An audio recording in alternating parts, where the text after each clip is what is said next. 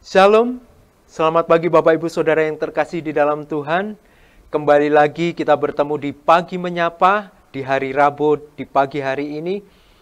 Semoga kasih karunia yang dari Tuhan boleh ada dalam setiap kehidupan kita. Mari kita sama-sama mensyukuri setiap kebaikan Tuhan di pagi hari ini. Dan kita boleh merasakan kebaikan Tuhan dengan merenungkan firman Tuhan untuk melandasi aktivitas kita di hari ini. Bapak Ibu yang terkasih di dalam Tuhan, sebelum kita memahami dan merenungkan firman Tuhan, kita sama-sama berdoa dalam Tuhan. Mari kita berdoa. Tuhan Allah yang Maha Kasih, Tuhan Allah yang Maha Sempurna, kami bersyukur untuk setiap kebaikan dan kemurahan-Mu ketika Engkau telah memberkati kami, menyertai kami dalam istirahat kami semalam, dan Engkau membangunkan kami pada pagi hari ini dengan kondisi yang luar biasa baiknya. Tuhan Allah yang Maha Kasih, kalaupun ada saat ini yang mungkin kurang enak badan, kiranya Engkau juga tetap memberikan semangat kepada kami bahwa Engkau Tuhan Allah yang selalu memberkati kami, yang memberikan kekuatan kepada kami, untuk kami senantiasa mengalami sukacita dalam segala kondisi dan keadaan kami. Buka pikiran hati dan jiwa kami supaya kami boleh mengerti setiap kebenaran firman-Mu. Biarlah Roh Kudus yang memimpin setiap kami dan tutup bungkus setiap kelemahan kami supaya apa yang boleh kami dengarkan, apa yang akan kami sampaikan boleh menjadi kehendak-Mu saja. Di dalam satu nama Tuhan kami Yesus Kristus, kami berdoa dan mengucap syukur. Amin. Ya, selamat pagi semuanya Bapak Ibu Saudara yang terkasih di dalam Tuhan. Ayat yang akan saya bagikan pada pagi hari ini dengan tema mengerti kehendak Tuhan. Saya mengambil dari Efesus 5 ayatnya yang ke-17. Demikianlah firman Tuhan. Sebab itu janganlah kamu bodoh, tetapi usahakanlah supaya kamu mengerti kehendak Tuhan. Ya, supaya kita mengerti kehendak Tuhan, janganlah kamu bodoh, gitu ya. Dalam ayat ini, karena terkadang kebodohan menurut Tuhan itu bukan karena sebuah intelektual atau pendidikan dari kita, tapi bagaimana Tuhan melihat kita menjadi seorang yang mengerti kehendak Tuhan, itulah orang yang tidak bodoh bagi Tuhan. Ya, banyak sekali hal yang kita alami ketika kita mengalami sebuah masalah ataupun sebuah permasalahan yang kemudian kita tidak tahu bahwa sebenarnya dari masalah yang sedang kita hadapi itu, Tuhan itu punya kehendak, atau Tuhan ingin memberi pengertian kepada kita. Sehingga ketika ada sebuah permasalahan ataupun ketika kita tidak tahu apa yang menjadi kehendak Tuhan, tidak mengerti apa yang menjadi kehendak Tuhan, sehingga kita ketika menerima segala sesuatunya itu menjadi seperti orang bodoh gitu ya. Jadi misalnya saya pernah mendengar cerita ketika ada seorang istri yang bercerita bahwa dia ingin menceraikan suaminya. Dan ketika ditanya kenapa dia ingin menceraikan suaminya, dan dia bilang, pada waktu itu saya belum mengenal Tuhan, ternyata suami saya itu kasar. Ternyata suami saya itu kurang cocok dengan saya. Nah, mungkin contoh yang simpel seperti itu ya. Jadi kebodohan itu ketika kita mencari jodoh ataupun ketika kita mencari pekerjaan, sehingga apa yang sudah kita tentukan itu, tapi kita tidak menyertakan Tuhan, atau kita tidak mau mengerti apa yang menjadi kehendak Tuhan dalam kehidupan kita, sehingga apa yang kita lakukan itu tidak sesuai dengan apa yang Tuhan harapkan dari kehidupan kita. Jadi permasalahan-permasalahan itu timbul ketika kita melangkah tidak sesuai dengan firman Tuhan. Nah, yang terjadi juga pada bangsa Israel, mereka berkelut, mereka berputar-putar dengan segala pergumulan dan permasalahan yang ada kepada bangsa Israel itu. Ketika bangsa Israel itu tidak mencari kehendak Tuhan, tapi mereka malah terus berdoa yang mereka inginkan supaya Tuhan menuruti apa yang menjadi kehendak mereka. Maka permasalahan itu tidak akan pernah selesai dan bangsa Israel itu tidak akan pernah terbebaskan. Begitu juga ketika kita mengalami sebuah pergumulan. Misalnya kita sakit. Kita sih pinginnya sembuh, cepat-cepat sembuh.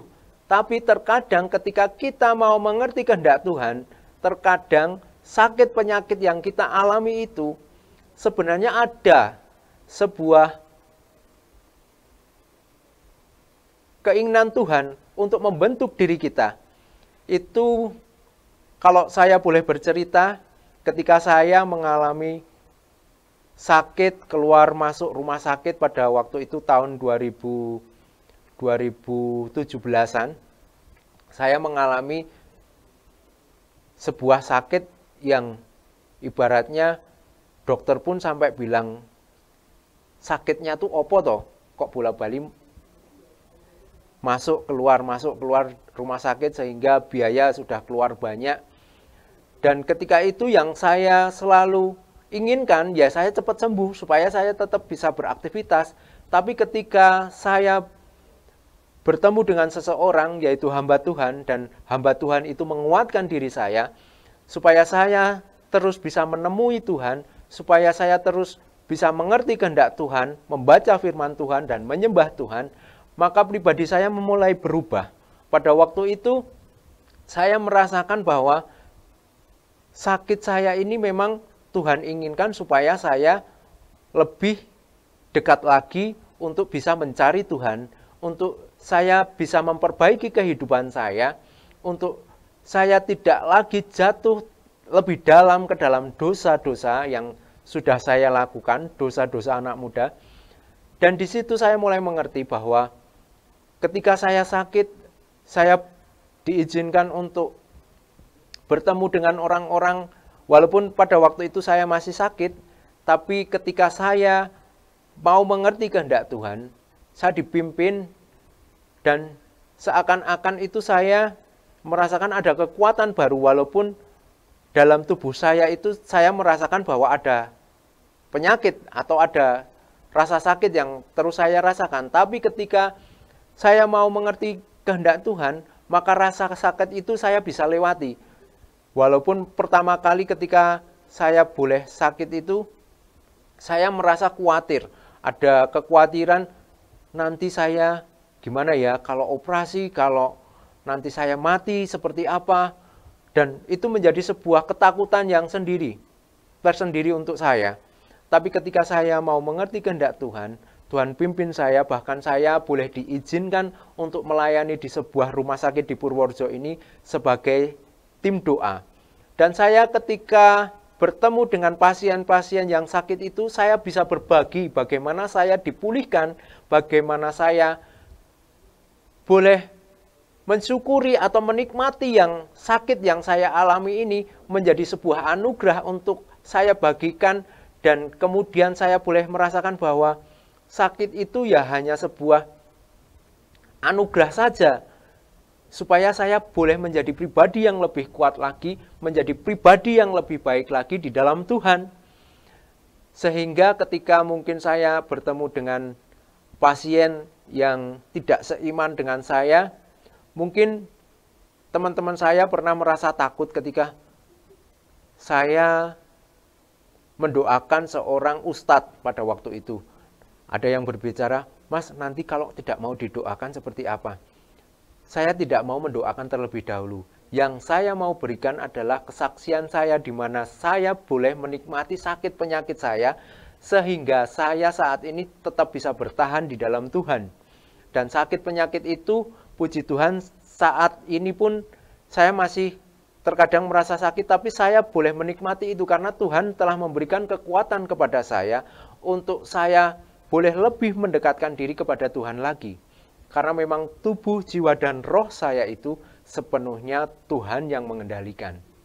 Maka dari itu ada sebuah anugerah yang besar ketika mungkin saya bercerita, kemudian saya menawarkan mau Bapak untuk saya doakan, dan akhirnya Bapak itu menerima, dan Puji Tuhan, ketika saya menyampaikan doa dan saya memberikan kesaksian, Bapak itu menjadi menangis dan dia mengucapkan syukur bahwa ternyata benar, bahwa ketika kita mengalami sebuah musibah, masalah ataupun apapun itu, jika kita tidak mengerti apa yang menjadi kehendak Tuhan dalam situasi itu, maka yang terjadi itu menjadi sebuah kebodohan. Ketika penyakit itu tidak sembuh-sembuh, kita hanya bisa mengumpat, kita hanya bisa mengeluh, tapi kita tidak mensyukuri bahwa Tuhan masih memberikan kesempatan kepada kita untuk mensyukuri apa yang sudah Tuhan berikan. Ya, bagaimana kita boleh mengerti kehendak Tuhan? Mari kita sama-sama baca kembali. Di 1 Petrus 1 ayatnya yang ke-14 sampai dengan ayat yang ke-16. Beginilah firman Tuhan. Hiduplah sebagai anak-anak yang taat, janganlah turuti hawa nafsu yang menguasai kamu pada waktu kebodohanmu. Tetapi hendaklah kamu menjadi kudus di dalam seluruh hidupmu, sama seperti Dia yang kudus, yang telah memanggil kamu. Sebab ada tertulis, kuduskanlah kamu, sebab aku kudus. Nah, orang yang mau mengerti kehendak Tuhan itu akan lebih berpikir untuk melakukan hal-hal yang kudus. Tapi ketika kita sudah jatuh ke dalam hawa nafsu kita atau sebuah kebodohan kita, maka untuk berpikir ke dalam hal yang kudus itu sebuah hal yang ibaratnya aneh aja. Ngapain sih hidup kudus? Ngapain sih? Gitu. Jadi itulah tolak balik dari sebuah pengertian supaya kita boleh mengerti kehendak Tuhan. Marilah kita menjadi kudus. Karena orang-orang kudus itu seperti halnya di ayat berikutnya saya akan bacakan lagi. Di ayat yang ke-17, 1 Petrus 1 ayatnya yang ke-17. Dan jika kamu menyebutnya Bapa, yaitu Dia yang tanpa memandang muka menghakimi semua orang menurut buatannya, maka hendaklah kamu hidup dalam ketakutan selama kamu menumpang di dunia ini. Ya, ketakutan yang ada dalam ayat ini bukanlah ketakutan seperti halnya setan ataupun yang menyeramkan itu. Tapi ketakutan yang dimaksud dalam ayat ini yaitu ketakutan bagaimana kita takut untuk kita tidak takut terhadap dosa, tapi kita takut untuk kita bisa melakukan kehendak-kehendak Tuhan. Supaya apa yang boleh kita lakukan itu benar-benar Tuhan yang menghendakinya. Dan supaya apa yang kita lakukan itu benar-benar menjadi sebuah tuntunan untuk hidup kita, menjadi pribadi yang lebih baik, dan menjadi orang-orang yang penuh hikmat, bukan menjadi orang-orang yang bodoh. Karena dalam Amsal 9 ayatnya yang ke-10, permulaan hikmat adalah takut akan Tuhan, dan pengenalan yang maha kudus adalah pengertian. Jadi permulaan dari hikmat itu adalah takut akan Tuhan. Ya, jadi bagaimana kita menjadi orang yang mau mengerti kehendak Tuhan adalah orang-orang yang takut akan Tuhan. Bagaimana ketika kita boleh takut akan Tuhan, maka di situ kita harus bisa menjadi pribadi yang mengerti kehendak Tuhan. Dan ketika kita menjadi pribadi yang mengerti kehendak Tuhan, maka kita akan melakukan hidup kudus dan menjadi anak-anak Allah yang taat. Bapak Ibu Saudara yang terkasih di dalam Tuhan, mari kita bersama-sama belajar untuk memperbarui kehidupan kita. Walaupun terkadang kita merasakan bahwa kita pernah jatuh dan pernah gagal, tapi Tuhan masih menunggu sampai dengan saat ini untuk kita boleh kembali lagi mengerti, bertobat, kembali lagi ke dalam perkenanan Tuhan dan mengerti lagi kehendak Tuhan, supaya kehidupan kita nanti bisa sampai kepada kesudahannya dan kita tercatat dalam kitab kehidupannya. Biarlah Tuhan dengan kasih dan karunia-Nya selalu menyertai kita, menuntun kita untuk kita diberikan Roh Kudus untuk menjaga tubuh, jiwa, dan roh kita dalam sebuah kekudusan. Karena Tuhan Allah yang kita sembah adalah Tuhan Allah yang kudus, yang boleh mengerti setiap apa yang boleh kita lakukan. Biarlah Tuhan sendiri yang menuntun dan menyertai hidup kita. Bapak Ibu yang terkasih di dalam Tuhan, demikianlah renungan pada pagi hari ini. Biarlah apa yang sudah kita renungkan dalam pagi menyapa ini boleh menjadi sebuah tongkat ataupun tuntunan hidup kita untuk kita tidak menjadi seorang yang bodoh. Bodoh dalam hal ini bukan bodoh dalam intelektual ataupun pendidikan, tapi bodoh dalam hal ini ketika kita tidak mau mengerti kehendak Tuhan. Itu merupakan adalah kebodohan bagi Tuhan. Dan kita diajarkan untuk taat dan hidup kudus oleh Bapa yang Maha Kudus itu. Terima kasih, Tuhan Yesus memberkati. Mari kita sama-sama menutup acara pagi menyapa saat ini dengan doa. Tuhan Allah yang Maha Kasih, Tuhan Allah yang Maha Sempurna, kami bersyukur karena Engkau Tuhan Allah yang selalu senantiasa setia kepada kami. Dalam keadaan apapun ketika kami tidak setia, tapi Engkau tetap setia memelihara kehidupan kami. Ketika kami mau berjalan membelok ke kanan ataupun ke kiri, Engkau tetap menegur kami. Ajarkan kami supaya kami melembutkan hati kami, merendahkan hati kami ketika Engkau menegur setiap kami, supaya kami tidak menjadi orang, menjadi pribadi yang bodoh, tapi kami boleh menjadi orang yang mengerti kehendak Tuhan, supaya kami tidak jatuh ke dalam pencobaan ataupun hawa nafsu ataupun hal-hal yang tidak berkenan di hadapan-Mu, yang melukai hatimu. Tuhan Allah yang Maha Kasih, tuntun sertai kami dengan kasih kuasa Roh Kudus-Mu, supaya kami boleh berkenan di hadapan-Mu, supaya kami boleh mengerti kehendak-Mu dengan ketaatan, dengan kekudusan, dan dengan kemuliaan yang daripada Engkau saja. Tuhan Allah yang Maha Kasih, berkatilah setiap kami, berkatilah untuk GKJ Purworejo, berkatilah umat-Mu, dan berkatilah seluruh para pendengar setia pagi menyapa. Biarlah tangan kuasa-Mu yang menyertai mereka, berikan kesehatan, kekuatan, dan hikmat yang terbaik daripada Engkau.